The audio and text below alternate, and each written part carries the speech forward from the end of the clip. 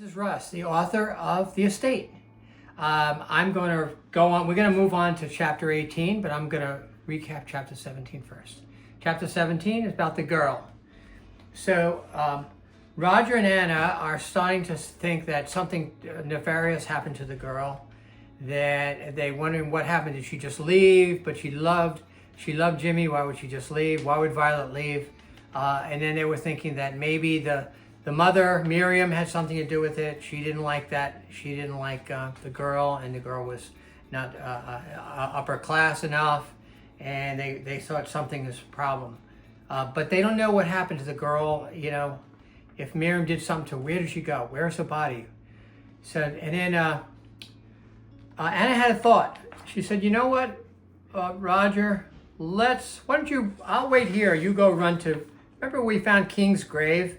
The king, the dog, go dig up King's grave. He says, no, please do it. So Roger went with a shovel and started digging up King's grave. And there was 2 minutes later, it was a phone call from Roger to Anna. I found metal leg braces in King's grave. So that's where Violet was buried. Anna liked Roger's musky smell after he jogged back from King's grave. There was even more electricity between them after the conversation, helping put the pieces together. They were closer than ever before, and Anna had an adrenaline rush from the whole situation. What's next? Roger asked. What's next is that you carry me upstairs.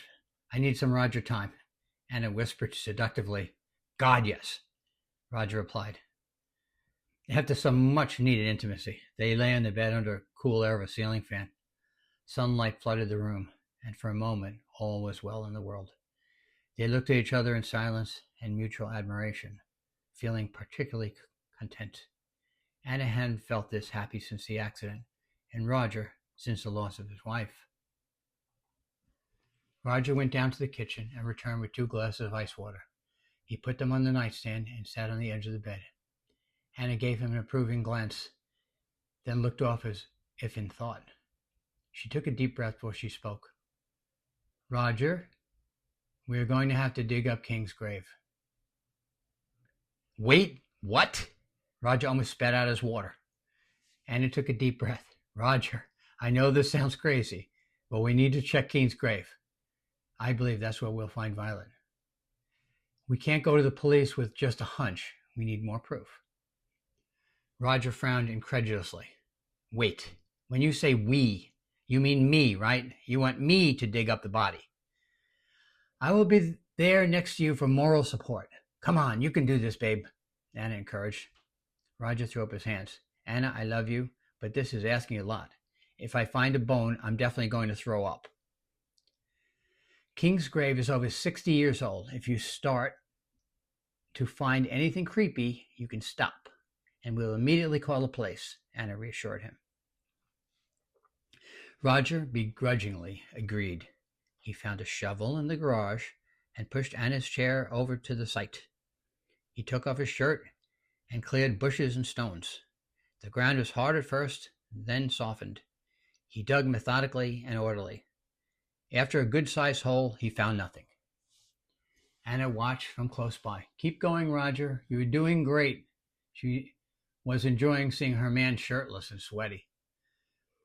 I'm not finding anything. Can I stop now? Roger called out from the hole. Just as he was going to give up, Roger's shovel hit something with a clank. I hit something metal. Hopefully it's not a water pipe or an electric box. Roger went silent, peering closely at Discovery. He looked up at Anna, disbelief in his eyes. I can't believe it. It's a leg brace, Anna.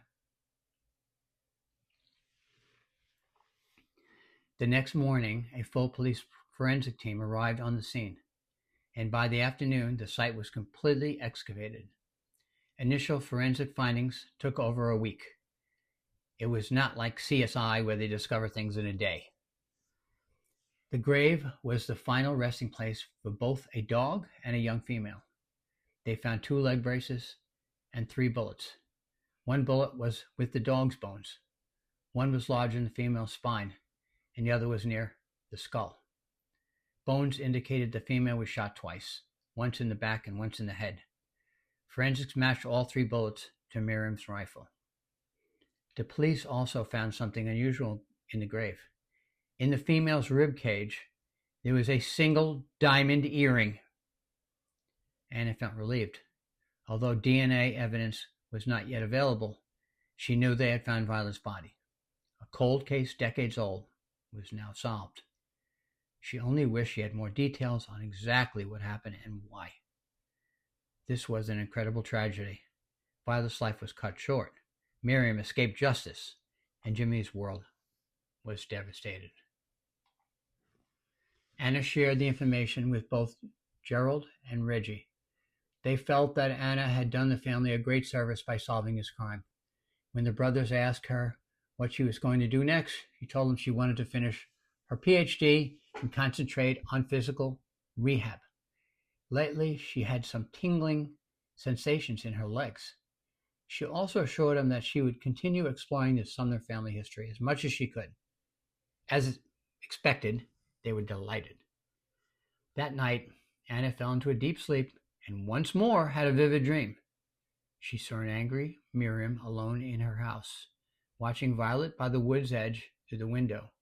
Violet was picking blueberries and putting them in a basket.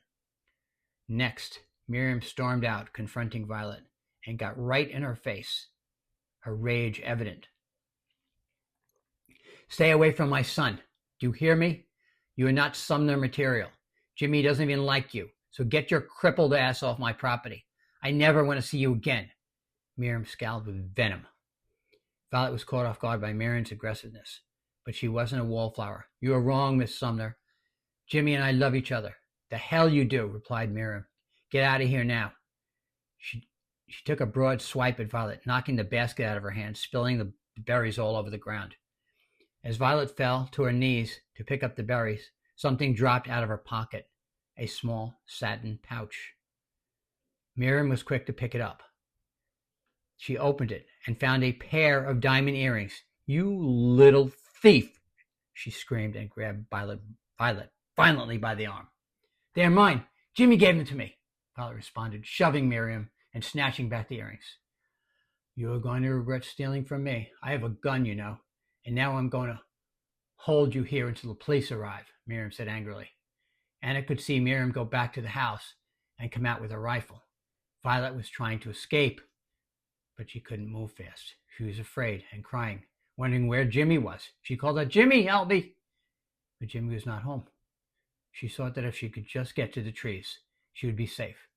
She knew Miriam couldn't move fast either.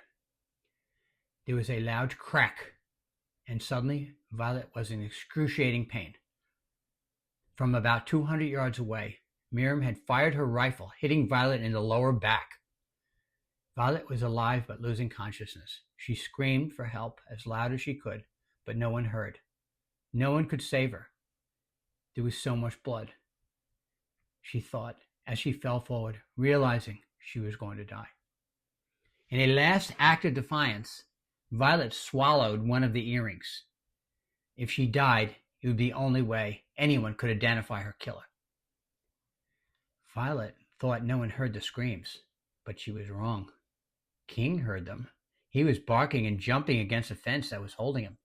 King was in a rage, but the fence was tall, and he was not a young dog. Violet could hear King. She loved that dog. As she lay there, she distracted herself from the terror by thinking of a perfect day she spent with Jimmy. She could see seed puffs in the air and feel the rushing water of the stream. When she opened her eyes, a dark figure blocked the sun. It was Miriam approaching Violet and aimed her rifle for a point-blank shot. She pulled back the trigger, but never got off the shot. Suddenly, she was knocked off her feet. King had taken her to the ground. After she dropped the rifle, she saw King's jaws firmly clamped on her lower leg. He had broken her skin and she was bleeding.